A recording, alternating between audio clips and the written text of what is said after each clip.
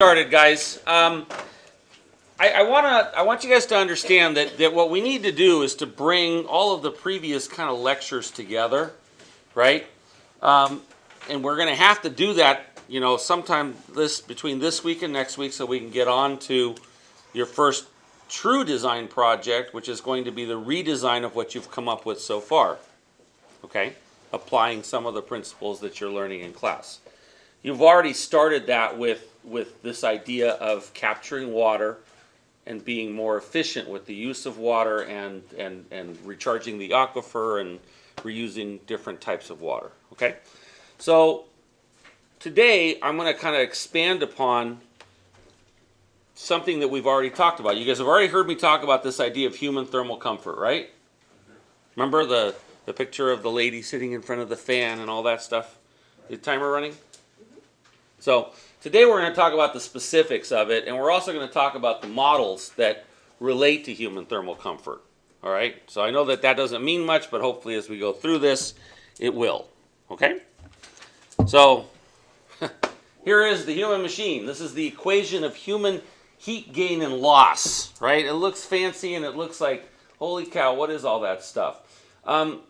These are the things that we're going to be looking at as we go through this PowerPoint. The first one at the top, M, stands for MET, which is metabolic rate. If you are alive and breathing, your MET will always be positive, okay? You're always creating energy in a positive direction out, heat, okay? The net radiation exchange can be either positive or negative. We've already talked about that. Everything has heat in it, correct? So science hasn't gotten to the point of getting to absolute zero. So a giant iceberg has heat in it. So anytime there's a temperature differential, heat's going to move from hot to cold, right? So at all times, always, there's radiation going on. And there's absorption going on. Okay? So that's the second sort of part. The next one is convection, which is natural respiration. Okay,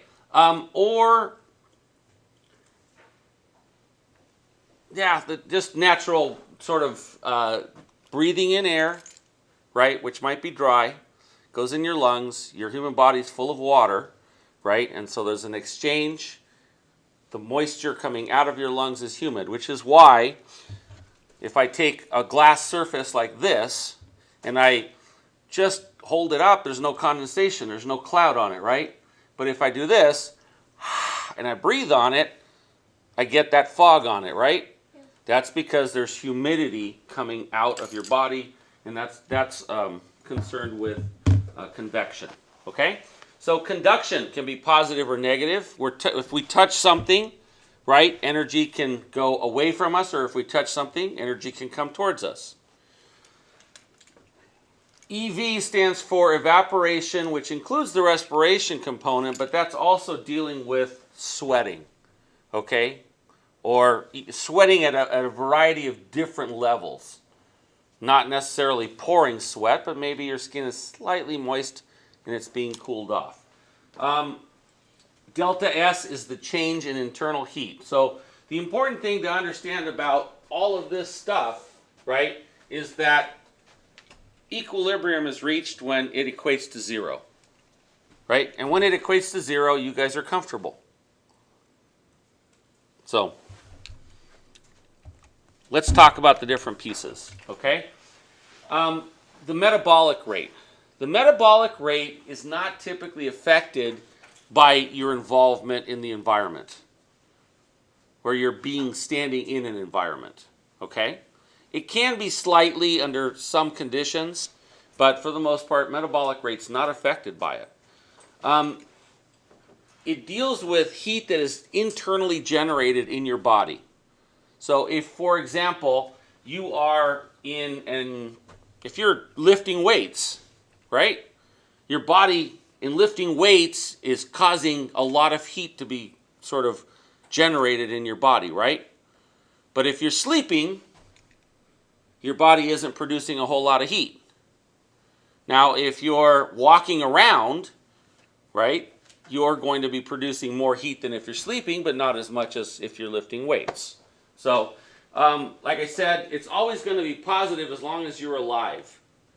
Okay, so as long as we're above ground, we're good.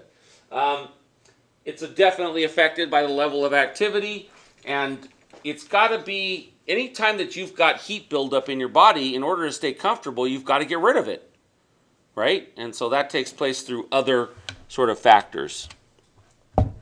Net radiation exchange it's strongly affected by the surrounding environment, okay? So this is one that's really kind of hard to see. This is part of why I had you guys do the little experiment the other day with the 3 different kinds of light, so that you would understand radiation, that radiation doesn't necessarily have to be visible light. So the heat flow can be coming out of my body, right? So if we walk into a refrigerator, a big refrigerated room, right? Obviously we're feeling the cold air, right? But everything that's in that room is either frozen or cold. And so is it absorbing or emitting radiation compared to our body? The stuff in the room. It's absorbing. Our body then is radiating, right? And so that becomes an important thing for you guys to understand. So, like I said, cooler objects around the body, it's going to go out away from it. Warmer objects around your body, it's going to come towards it. So now, think about it. This PowerPoint, by the way, I see people taking pictures, right, is already on the server. So you guys are, I'm going to try and get them all on there.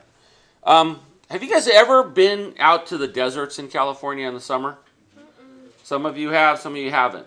I go out there quite a bit. I have a house in Arizona, and I have sort of a house in Arizona, and then I have a project in La Quinta, which is right near Palm Springs. One thing I can tell you is that if I turn the air conditioner when it's 120 or 110 outside and the house is really hot, even when the house completely cools off, the air temperature cools off, it's still hot in that house. And it's because everything around me is at a very hot temperature. Like I can take a thermometer and put it in the air and it'll say 75 degrees. But I can walk over to one of the walls and it's hot, which means that it's radiating heat out. So as long as that heat is radiating out, my body's receiving it. How many of you guys have ever been up to the snow or cold country? Some of you have, right? Have you ever stood near a large glass window in cold country? Right? Well, what's happening there is the opposite. That cold glass window is cold and it is absorbing radiation. You're warmer than it, and so you are emitting radiation towards it. Okay? So, have you guys ever been out in the desert maybe on a really clear night, right? Maybe in the wintertime, and it might be 65 degrees, but you feel cold. And the reason you feel cold is because what color is the sky without a moon? It's dark, it's black, right? And what does black do? It absorbs energy. Okay, and so that's what's happening. You can actually go into hypothermia, right, by being out, not wearing much clothes in the desert, okay, and end up in a condition that would normally not be that cold, but if you fall asleep with your body exposed to the sky and it's dark, right, it'll absorb energy. Did you know that the Arabs, I believe it was the Arabs in Arabia, could make ice even if the temperature didn't get to freezing? No, you know what? It wasn't the Arabs. It was the Persians. Yeah, I believe it was the Persians. In either case, somewhere in the Middle East, right? And I'm pretty certain it was the Persians. They could make ice even if the temperature didn't get to freezing. Look it up if you don't believe me. And the way that they did that was by putting water into shallow pools when it was pretty cold at night, maybe at a higher elevation, and exposing that shallow pool to the night sky. And then it would freeze. Okay? All right. Convection during respiration. Convection it's strongly affected by the surrounding environment because the amount of wetness in the air that you breathe into you is going to have a bearing on how much of the moisture in your body goes into that air. If you are breathing really, really humid air, say you are down in the tropics somewhere, and the relative humidity is super high, right? So it's hot and humid. You're not going to be losing as much water that way as if you are sitting in, say, the Arctic Circle, where it's going to be extremely dry, or in the deserts where it's going to be hot and dry. Okay? At that point, there is going to be an exchange. Conduction. Conduction deals with, remember, heat flow across solid objects in contact with each other. So I'm sitting in this chair and I just lean back in it right now. And the back of it feels kind of cool. In about 5 or 10 minutes, it's not going to feel cool because it's going to reach equilibrium with my body, and at that point there won't be an exchange. But as soon as I lean back against it, or as soon as I put my arm on the table, it feels cool, right? That is heat energy being conducted away from my body.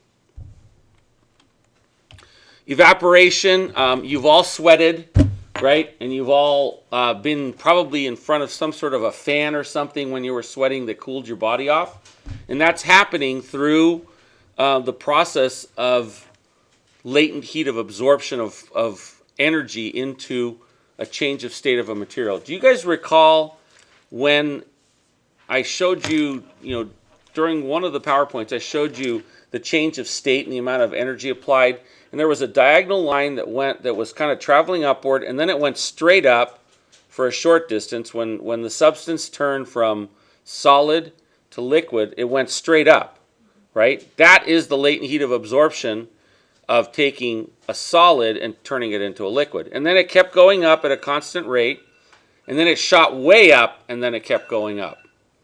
Well, whenever you turn something from a fluid to a gas, you get a massive amount of energy being absorbed. And that's exactly what happens when we talk about respiration, or not respiration, but evaporation on the human body.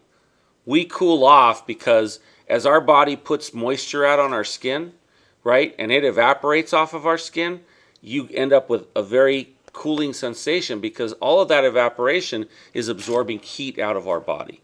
All right, how many minutes are we at? So I can keep going. Actually, no, you know what? I think, yeah, I'm going to stop it here.